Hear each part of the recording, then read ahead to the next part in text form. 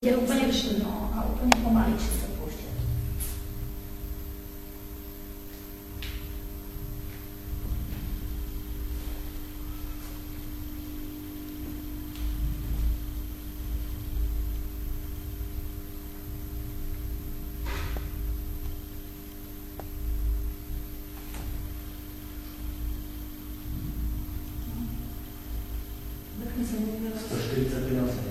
Môže byť rovná 150 na 80 k dispozícii glukomer, meracie pľúšky testovacie a pomocou niečoho, čím pichnete pacienta do prsta.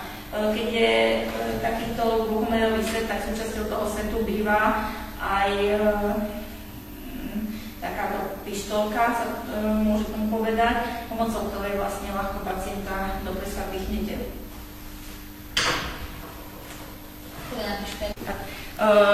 Ruku pacienta otáčame prstami nadol. Uchopíte niektorý prst pacienta. Neodporúča sa mu spále za ním malíček, tam to zapamätajte. Je to tej strednej jeden z tých. Priložíte pištolku prstu pacienta a tlačíte čas. Tak by niečo potom. Teraz si trošku zatlačíte, aby sa vám objavila kvapka krvi. A a tú kvapku krvi priložíte k vrchnej časti, tam, kde je ten žltý prúžok, na tom testovacom prúžku.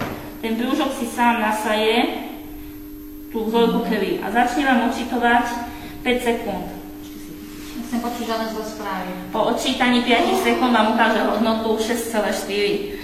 Nie ste nalačno, ste najedená, takže hodnota je dobré. Normálna hodnota glykémie u zdravého človeka je od 3,5 do 6 až 6,5. To je nalačno, čiže ona keď je najedená, takže to je trošku, ani nie je zvýšené, do 6,5, takže... Ešte môžeme. Po meraní prúžok vytiahnete a prúžok už sa musí znehodnotiť, vyhodiť. Tento istý prúžok nemôžete ani u toho istého pacienta použiť dvakrát.